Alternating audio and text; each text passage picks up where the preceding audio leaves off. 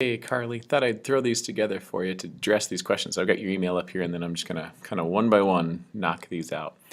If I go to number 4, so your first question is, it sounds, boy, you have the best questions. I'm already excited just because you're asking really good questions. It was $10,000 in the bank, 4% monthly. How much in your account after 2 years? How much interest have you earned in 2 years?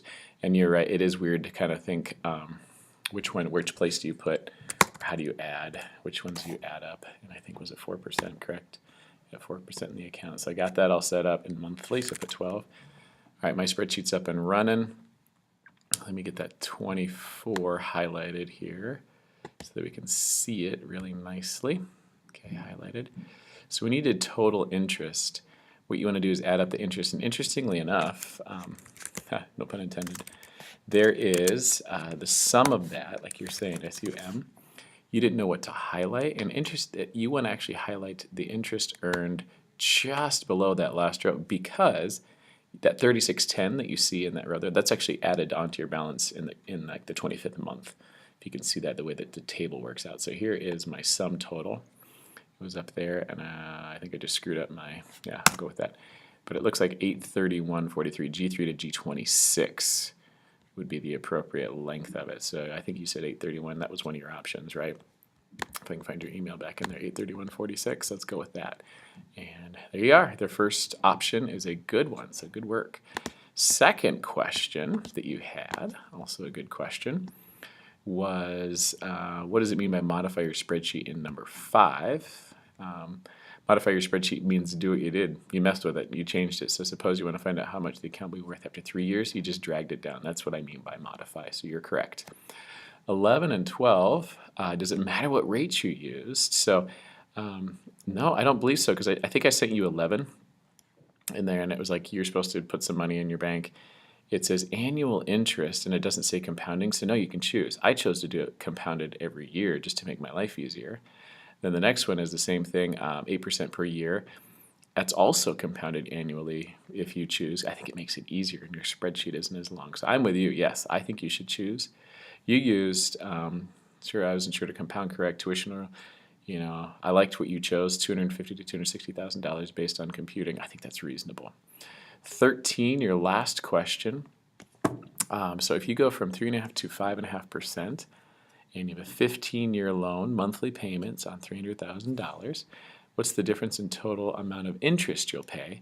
So it's kind of mixed. So far, I think that the mortgage rates go into the annual loan rate. I think, let me just walk through this one with you and then see if you can make some sense out of it, because I think I'm not exactly interpreting what you wrote, but let's roll with it. I got a loan for $300,000, so I put the house in there. 1, 2, 3, 2, there's $300,000. The annual rate is 3.5% for the first part. Okay, and then I'm making payments to try and zero that out after 15 years. And if I'm doing monthly, that's a long way down there. So I'm grabbing my last row and going down so that I can see 15 years in this thing. So I think if I go here, I'm fine. I'm just going to go find it. Okay, done. My computer's having a little sluggish issue. Oh, it froze on me. Okay, hopefully you can see this on here. When my computer unfreezes, I might have to send you another video. This is not good. So if you hang tight, I'm literally stuck. My computer won't do anything. Maybe I can get Excel to go away for a second. Oh, there we go. It came back. I was getting scared. All right, 15 is in here somewhere. There it is. So if I go in here, there's my balance. It's in F183. So what I'm going to, or is it, no, I'm sorry, the wrong one. We're doing the loan thing.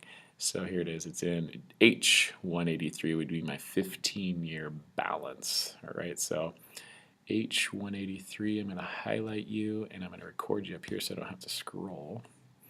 So here it is, H183. I think I got it in here, H183. Okay, you don't need to look at the details of what I just did. I just wanted to be able to see the balance. So if I keep changing the payments in here to various amounts, like $2,000 a month, you look at the balance, oh, it's $34,000. I'm getting close. Well, I have written in here a hint to myself, 2140. I kind of did this ahead of time. Gets me pretty much to a balance of 0. I mean, you could try and put 2141 in there, but I think it even goes too far, 0.5. Hey, there we go. Maybe 2141 will work. Something to that effect. So I wouldn't get too crazy about it, 2142. Just keep playing. until you get a balance that looks reasonable. I think this is the last one. Oh, that's good. Maybe 2143. So at 3.5%, what I'm noticing is that my balance is 21, or what it takes to pay it off is 2143. If I change the interest rate and not the amount of time, so I don't have to change anything in the spreadsheet except the loan rate to 5.5, bingo, at 2142 isn't enough.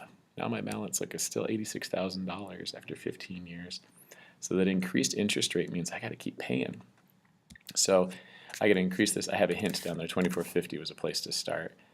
Looks like 2450 is pretty good. 2451, that's really good. I'm going to go with that. So I end up with 2451. Pays it off then. That is your payment that pays it off. What you have to do now is in each case, you add up the total interest that you paid in those situations. So I'm currently in the 5.5 interest thing. So what I would do is I'm going to sum, from here. Remember, with total interest, you take that row that's just above the interest applied, just above your bottom row where the 15-year mortgage balance is, and you sum that all the way up. I'm going to put it right next to it. So equal SUM, enter, and then I'm just going to highlight all the way up to the top. And if you want, I actually know it stops at I3. I could actually type in I3, which would probably be smart because this is taking forever. So there it goes, bum, bum, bum, bum, bum, bum, but all the way up to I3. Right there, hit enter, and there's my total interest. Looks like $141,250 roughly. That's for 5.5. Okay, so there's my total interest. If I want to do this again for the 3.5 interest, I'll put in 3.5. I already know my payment was 2143 that worked, so I'm going to change it. 2143, boom. There's basically my zero balance. I'm going to go down and look at that sum again. It's already posted in there, so it should change on its own. Look, that's $86,000 in interest. That's quite a bit of difference. Isn't that cool? You just had $141,000 in interest paid at one interest rate, and now it's $86,000 at the other interest rate. You save a lot of money by changing your rate, and that's actually why my wife and I just refinanced yesterday for that very reason. Hope that helps. Will you email me?